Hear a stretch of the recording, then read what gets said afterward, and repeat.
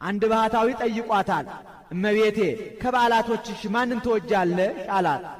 መውደድስ ሁሉን እወዳለሁ፣ ከዚያውም ዘንድ ልደቴን፣ በዓቴን፣ አስተርእዮን፣ ኪዳነ ምሕረትን፣ ፍልሰታን እወዳለሁ።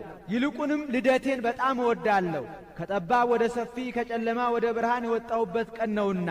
አንድም እናት አባቴ ልጅ አጥተው መባቸውን አንቀበልም ብለዋቸው ከህብረተሰባቸው አግለዋቸው አዝነው ተክዘው ሲኖሩ እኔ ተወልጄላቸው ደስ ብሏቸዋል።